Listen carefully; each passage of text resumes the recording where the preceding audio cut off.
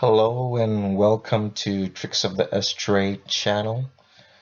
Today is the 19th of February 2017 and today's video is part 2 of Beyoncé, the gender trade. So before I start, as I usually say, I'm not against anybody being a transgender, right?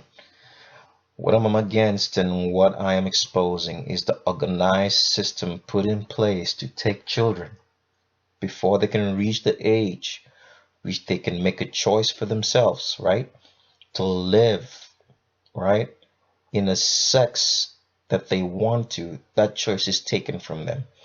They are forcefully castrated, mutilated, fed hormones, and forced to live in a gender that's not their birth gender.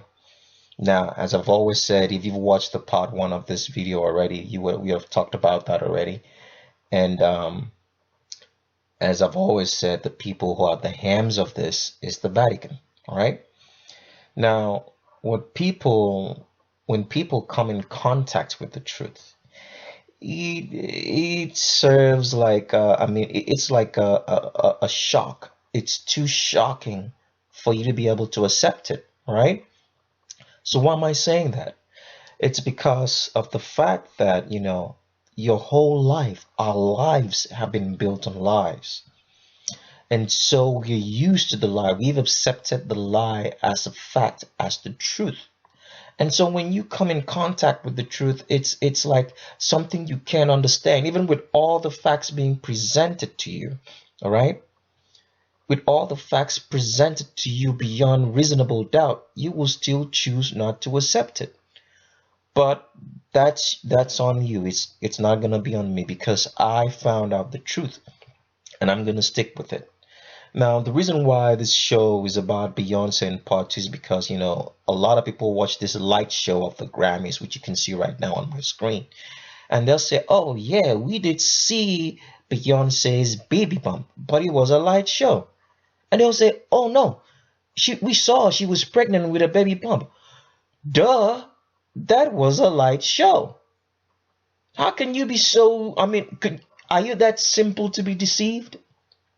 So, like I said, right, the truth is sometimes very difficult to accept. So it's gonna be like that movie that you've watched, with it's called A Few Good Men. It's starring Jack Nicholson and Tom Cruise, in which in which Tom Cruise says, "I want to know the truth," and Jack Nicholson says, "You can't handle the truth," So that is what we face with.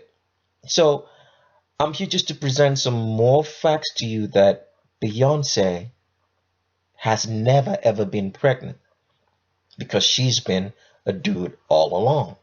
Now, one of the things that makes it very, very difficult, because like I said, is the Vatican that controls everything. They control the economy, most importantly, because without being in control of the economy, they can't do what they're supposed to do. Because the way to make you bow down to the New World Order is to make sure that they control the economy and control the money you have. So they can force you to do stuff that you wouldn't do out of your own consent. So another thing they control is the education system. And like I always tell people, real education is not indoctrination, because what we are taught in schools is indoctrination and not education. All right. Indoctrination means just repeat what I'm telling you and believe what I'm saying and don't ask any questions out of the norm. That's what indoctrination is. That's what we're taught in schools, and we are told that it's education. Just repeat what I'm saying, believe that it's true. Don't ask any logical questions. We can have space for some stupid questions just to know that you do understand what you're saying by repeating it. Does it make sense? And that's what we're being taught in schools as education, but it's indoctrination. So here on this channel, what we try to do to you is to educate you. So like I always recommend, if it's the first time you're on this channel and watching a video of ours, I would recommend that you download the document that's attached to this video, we'll attach a document that will show you the visual differences between a male and a female. So attach that document. Look for the primer video on this channel, right? Get to the primer video and watch that first. Watch also the Zayn Malik video and the Marilyn Monroe video. You can watch the Beyoncé part 1 before you watch this one, so we'll give you like a basic foundation.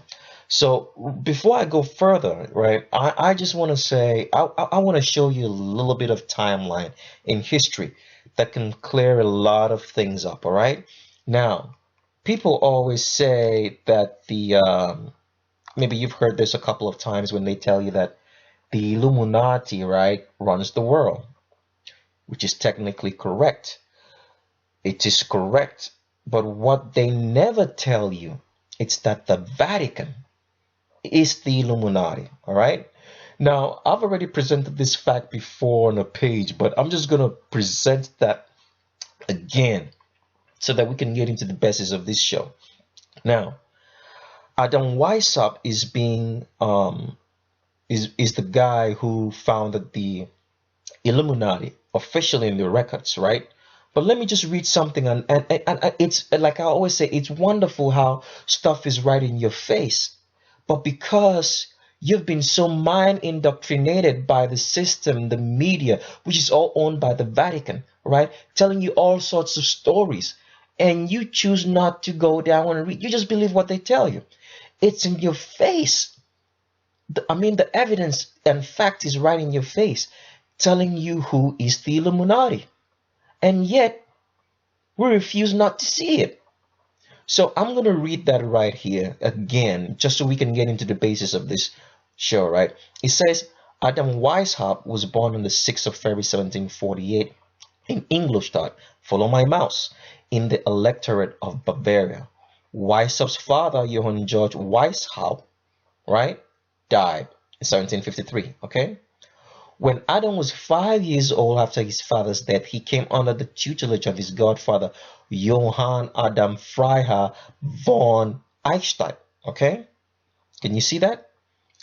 And it says, who like his father? That means Johann Adam Freiherr von Eichstätt, like his father, was a professor of law at the University of Ingolstadt. As I've said, the University of Ingolstadt was a Jesuit university. Once you see the word Jesuit, it means the Vatican. It means the Roman Catholic Church and its hierarchy, right? So just like the University of Georgetown in America, which has produced most of the presidents since I would say, I don't know, from whenever the inception of Georgetown University came into being, has produced most of the presidents and the political appointees who run the United States of America. So was the University of Ingolstadt in Bavaria at that time, which is present-day Germany. Now let's keep on reading. It says, Eichstätt was a proponent of the philosophy of Christian Wolff and the Enlightenment, right? And he influenced the young Weishaupt, which is rationalism. Weishaupt began his formal education at age 7 at a Jesuit school. You see that right there? Weishaupt began his formal education at a Roman Catholic school, a Vatican school. He later enrolled at the University of Ingolstadt, which is a Catholic university, right? Graduated in 1768 at age 20 with a doctorate of law. Can you read that? In 1772, he became a professor of law. The following year, he married Afra Sanhofer of Eichstätt, okay? Now, the very next paragraph, this is the official page of the Illuminati. Talking about Adam Weishaupt. It says, after Pope Clement, right? After Pope Clement, I and V here should, I don't know, it should be the Pope Clement the 19th. That's what I would say. I can't read Roman real well. So it says, after Pope Clement, suppression of the Society of Jesus in 1773. A pope. It brings in a pope to show you, right? That is talking about the Illuminati, that they are the inventors, right? They have the university which Weishaupt trained it, They have the school that he went to as a young kid. His father was a professor at the University of Ingolstadt, right? And so was his godfather, Johann George Weishaupt, all right? Let's keep reading. Weishaupt became a professor of canon law, a position, see that again, a position that was held exclusively by the Jesuits, exclusively held by the Roman Catholic Church. You had to be someone who was in the Roman Catholic Church to hold that position in that university. I'm not going to read any further. The Vatican gave him the tools. They gave him the training. They gave him everything to make sure that he would found a principle on which they could rule the world. Because why? During the Reformation, the Protestant Reformation, because a lot of Christians don't even know what it means to be Protestant anymore, right? During the Protestant, in which Martin Luther hung his thesis, right, on a Catholic wall, declaring that the Pope is not of God, that he is not worshiping the God of the King James Bible that's been interpreted today as the King James Bible. That's what led the Protestant movement.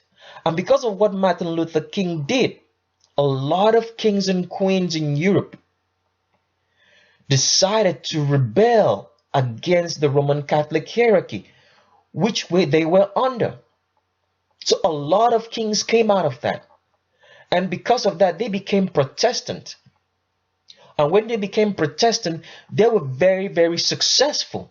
And they were no more longer on the authority of the Pope. So when this happened, the Pope decided, that's why the Jesuits were formed, to make sure that they could bring back the kingdom into the Pope, the worldly kingdom that the Pope had.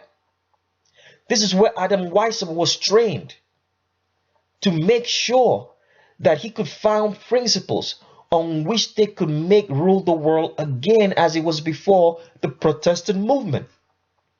Now, this is not going to be history that you're taught in schools, in books, or in your churches, because the churches are under Roman Catholic doctrine. They're preaching the Pope, because they have this 501c3 thing, which gives them a tax exempt status in which they can't talk about politics or anything related to that. Otherwise, their tax exempt status will be taken away from them. So that's why you don't hear this.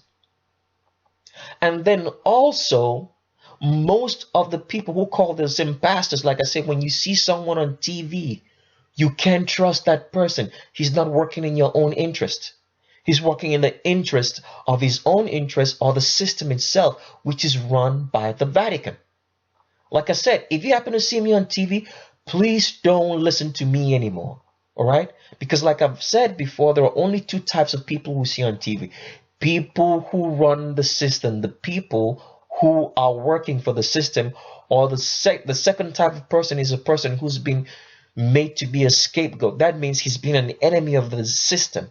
And they want to show a perfect example as a warning to all others, do not do this anymore. All right? So most churches will never preach this to you because they are under the law which will take their tax exempt status away from them. It's called 501c3. If you don't know about it, I'll just show you on the screen right now. All right? It's here from the IRS. This is the IRS website. You can just pause this video at any time and read that.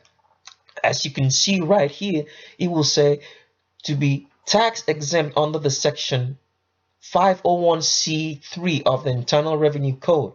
An organization must be organized and operated exclusively for exempt purposes set forth in the section 501c3, and none of its earnings may inure to any private shareholder individual. In addition, it may not be an action organization. What does that mean to be an action organization? You must not talk about the system. You can't talk about the system. That's exactly what those words means. Action organization. And he says that is, it may not attempt to influence legislation as a substantial part of its activities, and it may not participate in any campaign activity for or against political candidates. Can you read that? Highlight on the screen, right? So the question is, what is a 501c3 organization, all right? Now let's take a look. We'll just find that out, all right? 501c3, all right? Wiki, all right? You can see that on my screen now as I'm typing. We go to 501c organization, right? Okay, and we scroll down and we see 501c3 here, and we can see, I won't just click on this, but you can highlight. It says religious, educational, charitable, right? I'll just stop right here, religious, to show you anything that has to do with Christianity, so-called Christianity, all right?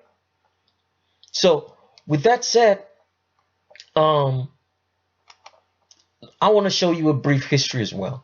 So Adam Weishaupt, I want you to follow the timeline here, right?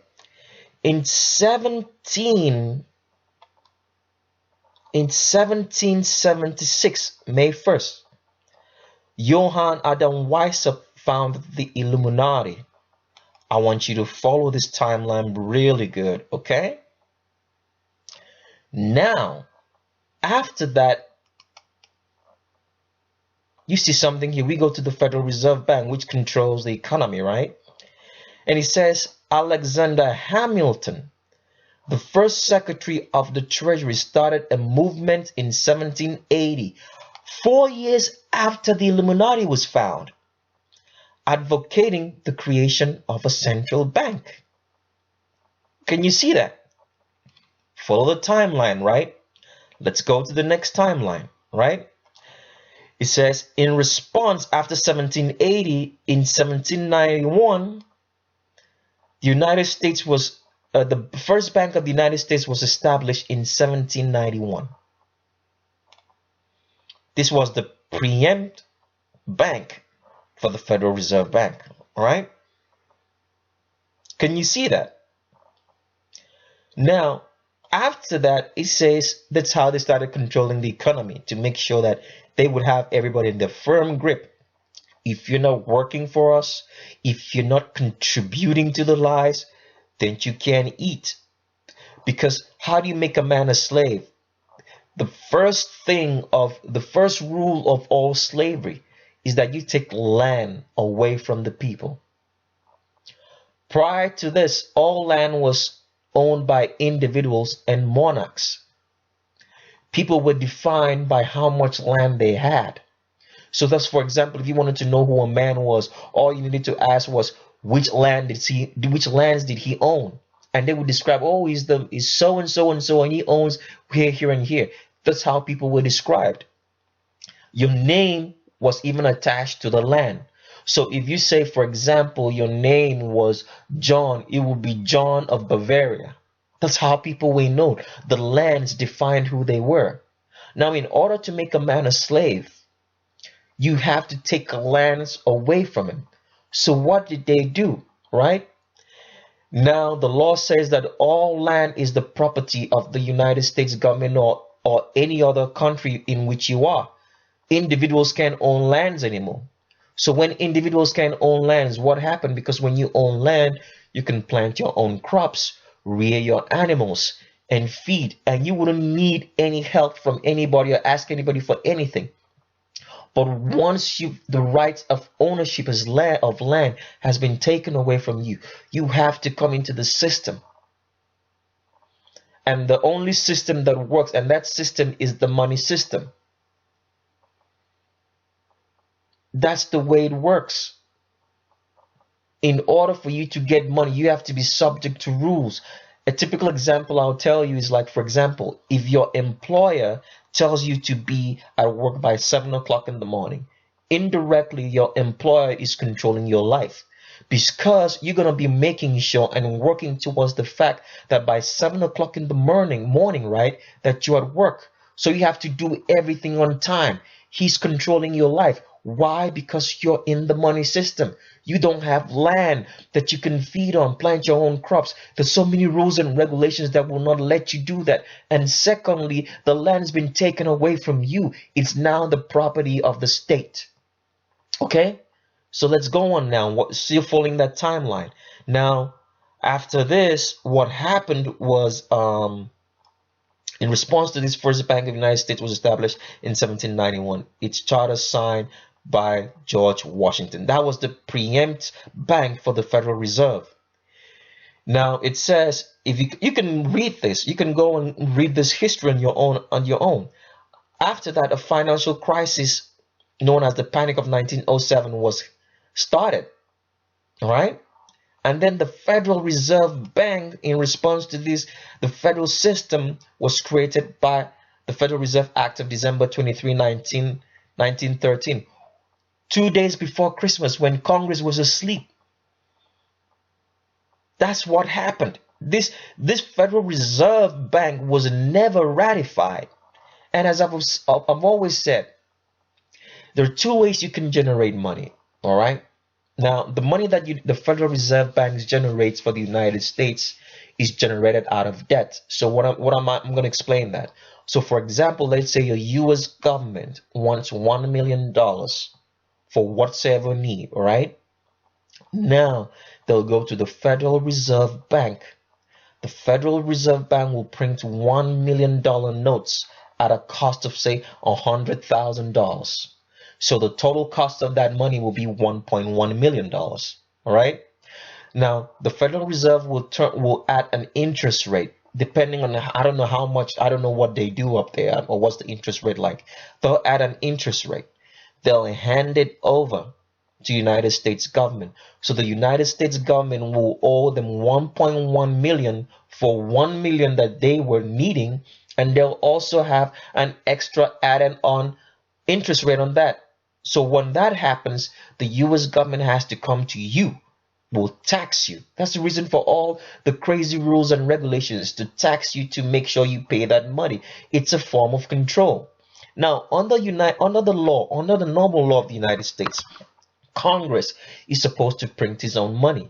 So if that were to happen, the money would be debt free, because in a logical scenario, if you buy something for yourself or you make something for yourself, you don't owe yourself money. So the money would be debt free. They wouldn't be owing anybody. Because let's say, for example, you want to print some documents for yourself. You print the documents for yourself. You don't owe yourself. Does it make sense? So there's a difference between the US note. Like I've said, this is the thing that has killed most US presidents.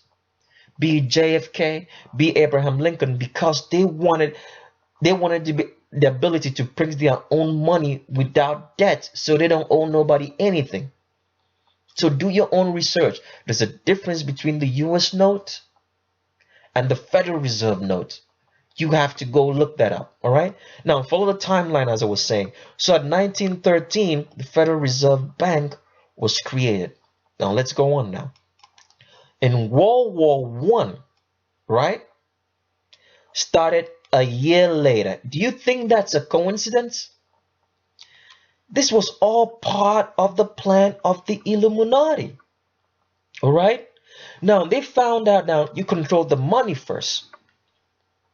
Then you start a world war to weaken the monarchs. Remember what happened? What started the world war? According to the official story,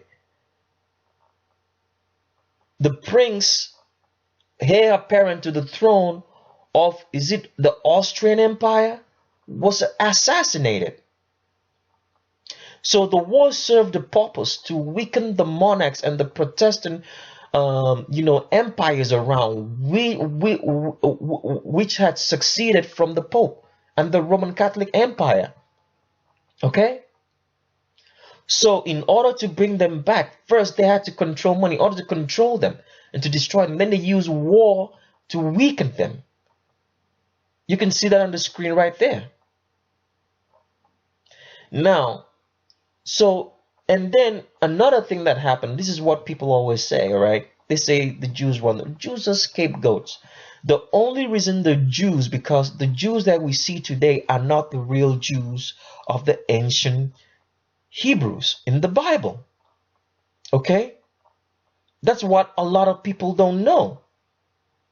Okay? So the Jews were created, the real reason the Jews were created was this. I'm going to give you a brief history. You can go look this up. Now, during the Crusades, all right? During um, the Crusades was to make sure that the Roman Catholic Church could have Jerusalem as their capital, all right?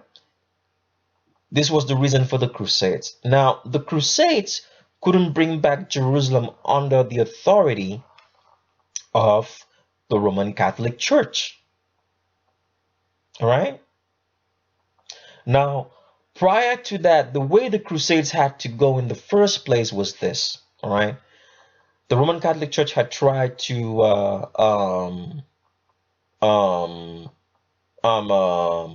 take over Jerusalem, and it didn't work because the Arabs were there.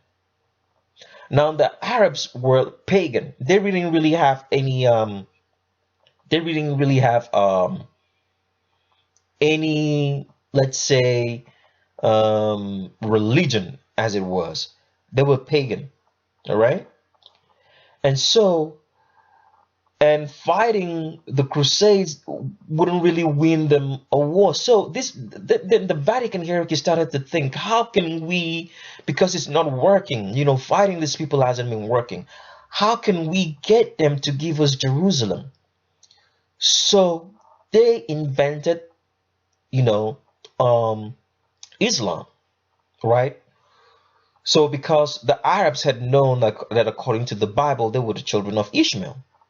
Now, in order to control them, they had to give them a religion just like Judaism was just like, say, the study of the Torah. I'm going to use the right terms now, terminology.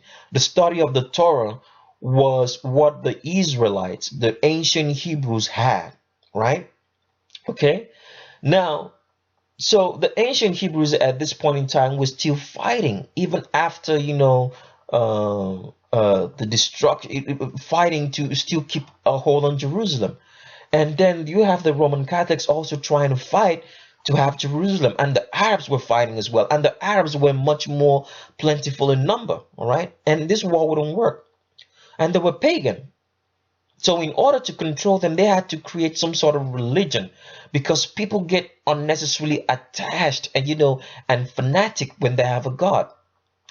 So they sent somebody to train a young man. That young man was Muhammad. All right. Muhammad's they were given some clerics, and then Muhammad was made to marry a nun. His wife was called Khadija. All right. She was a Roman Catholic nun. All right. So um when this happened, okay, when this happened, I just want you to listen to my story, okay? When this happened, when this happened, Islam was formed. So when Islam was formed, the deal was when Muhammad gets in control of the Islamic of the Arabic community, all right, and he wins, all right, and he wins and takes over control. He was supposed to hand over Jerusalem to the Roman Catholic Church. That was the deal. Okay? So now, prior before Muhammad couldn't broker that deal, Muhammad died. So when Muhammad died, he told this story, right, to the hierarchy or the people around him who were supposed to lead the Arab world as Muslims. But when he died, something else happened. That's where you have the Sunni and Shiite Shite, differences in Muslim, because the Sunni believe that clerics, people who have the authority, who are learned, should rule over them. The Shiites believe that it has to be somebody who was like a descendant, a direct descendant from Muhammad himself as his son. So when this happened, these people were when Muhammad died, the deal renegated.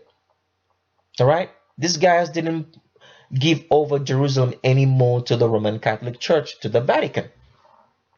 So now what happened was that Rome, since then, have been trying to get back at Jerusalem, to get back that country, the seat, because the seat of the New World Order, the authority, the seat where they would run the world when it's all done, when they have everything in his grasp and his control, was supposed to be from Jerusalem.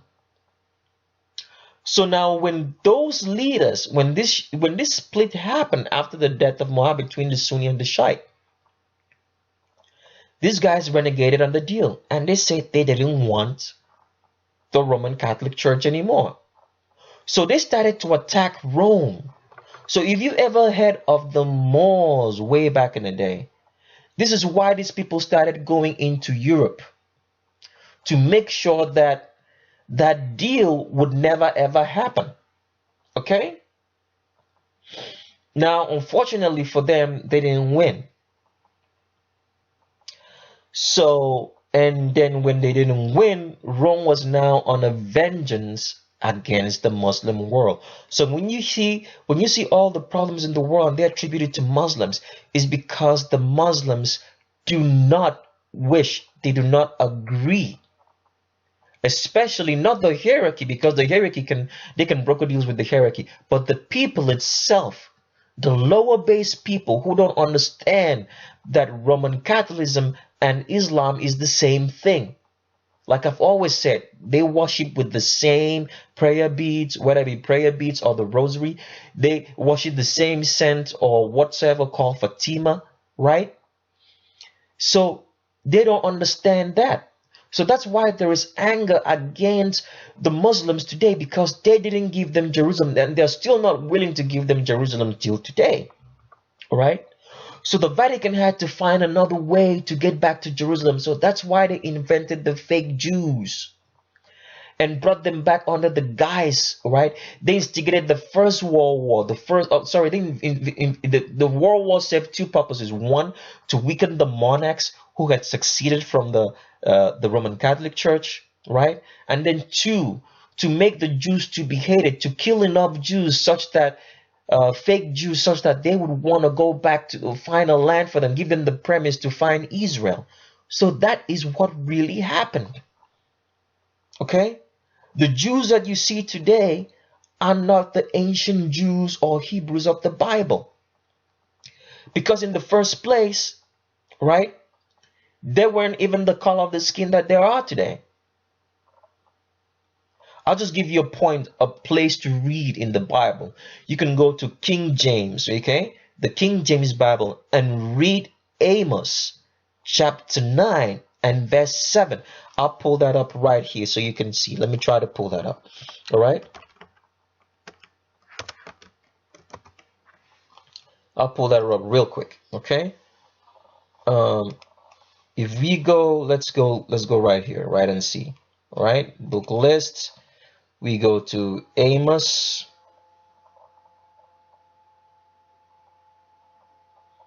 I'll just give you this portion. There is so many other places you could read about it. Amos, and we go chapter 9, and we go to verse 7. I'm going to highlight that right here. Please only look, all right?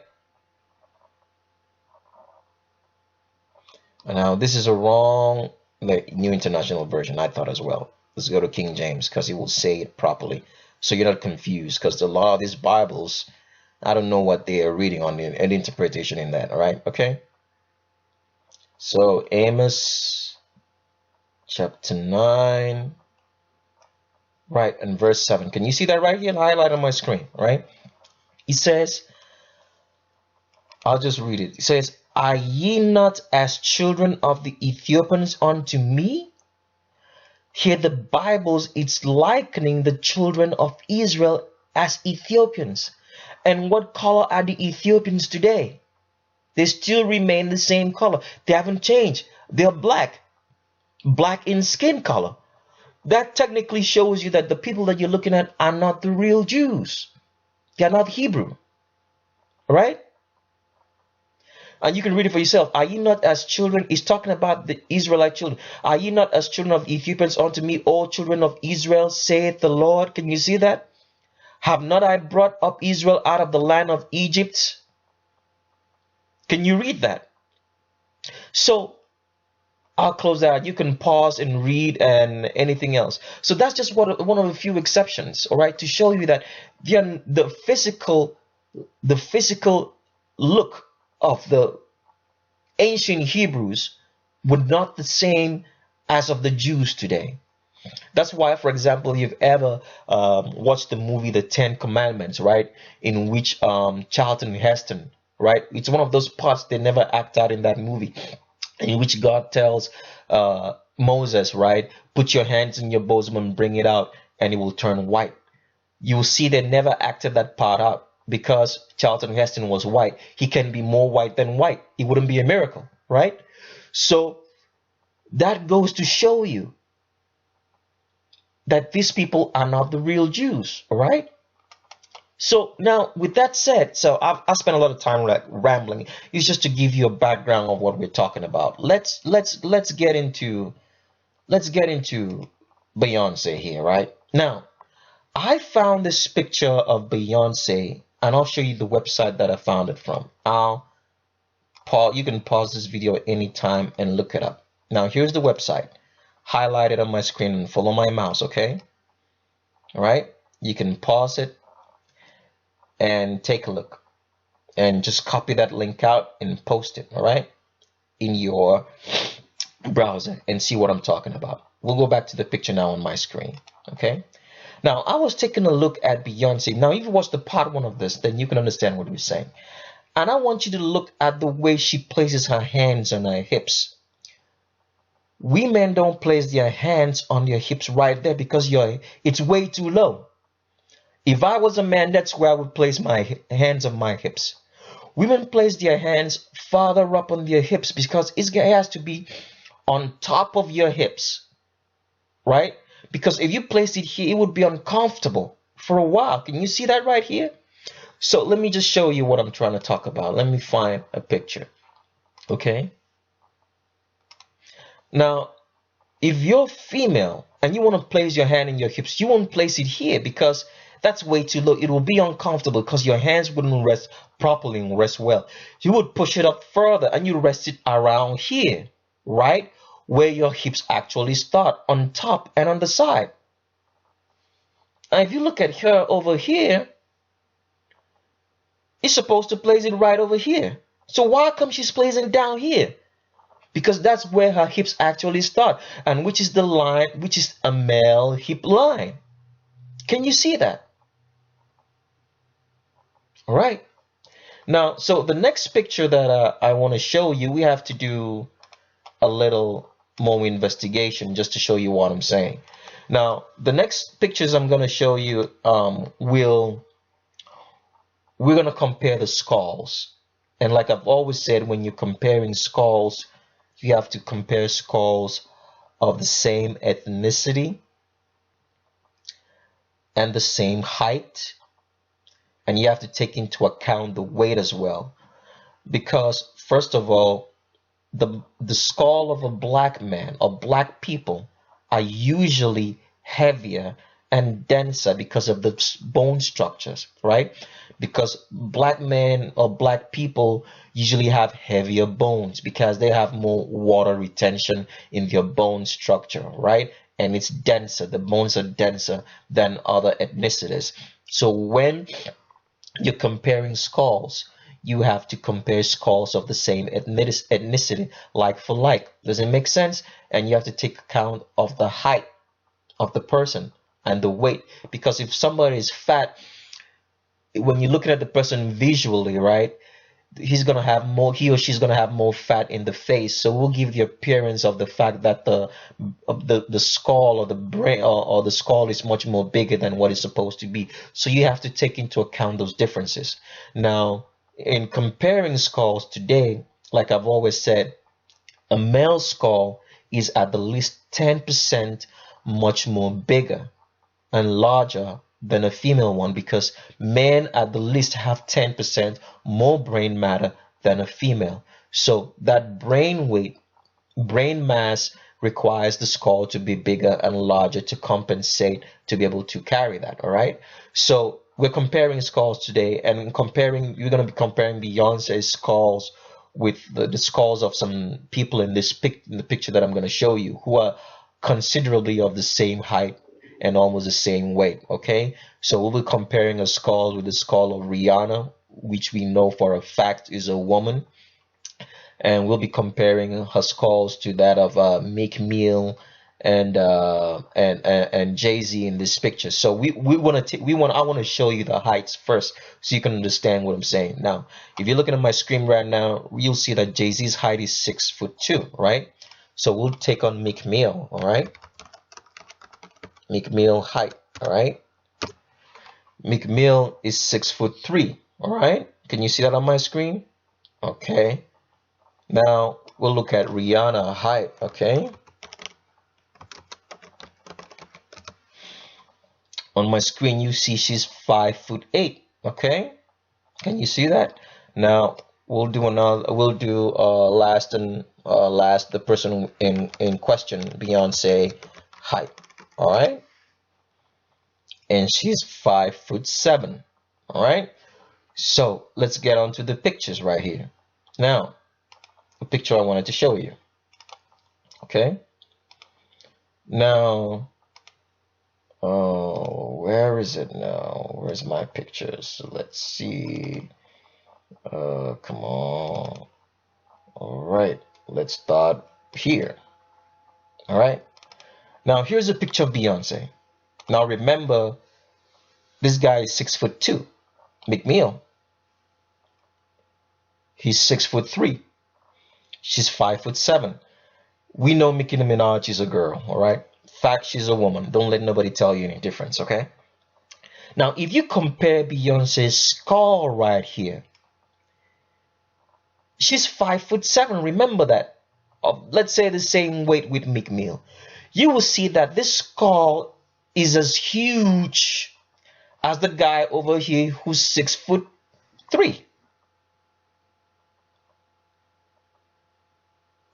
Showing you that her skull is comparable to that of a man. As you can see, the skull is larger than that of Nicki Minaj right here. Can you see that? And it's almost as big as Jay-Z's skull, showing you that she is male. Okay? Now, let me show you another picture with Rihanna. Rihanna, remember when we checked her height, she was 5'8", and Beyonce is 5'7". Okay. Now let's take a look at the heads right here.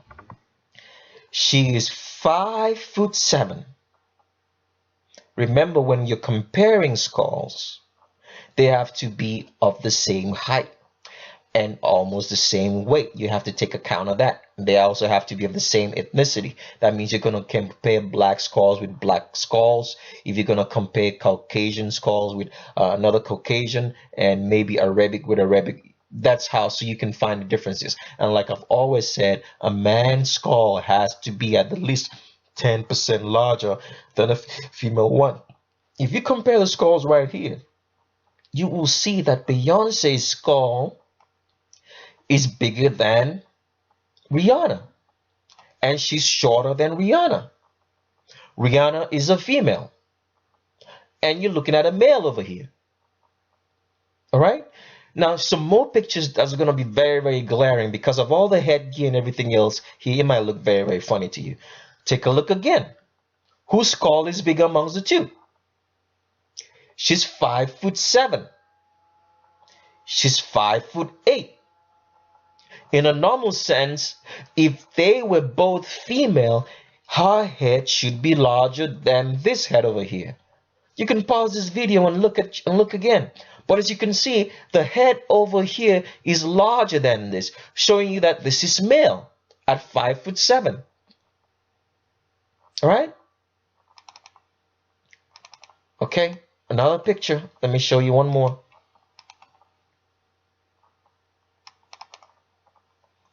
Take a look now again. She's wearing heels, so that's why she looks taller. She's 5'7". Do your own research and see what I'm saying. And this is 5'8". She should have a smaller skull than Rihanna over here because she's shorter if she was female. All right? But you can see the head is unusually large at 5'7". It's bigger than the head over here that's 5'8", showing you that you're looking at a male right here and not a female. All right? So with that said, it was just a part two. The reason why I had to do all this is because people will have watched the Grammys because this is February 19th. It's a couple of days after the Grammys, and they would say, oh, we saw Beyoncé having a baby bump, all right, that kind of thing. You saw a light show and you thought you were looking at a female. So I don't want you to get confused, because people can get confused and deceived so easily. All right, just look at that head, how massive it is at 5'7" with a girl who's 5'8", clearly showing you that you're looking at a male. She's wearing heels here, so she kind of looks taller. She's 5'7". Rihanna is 5'8". Okay? Now, so when people watch the Grammys, like, you know, this light show over here, right, that they would watch. Now, I can't play it for too long because I don't want any copyright issues with YouTube. I can play it just for a few seconds. They will say, but we saw this, and she was pregnant. What did you actually see? This light show? Right here like that?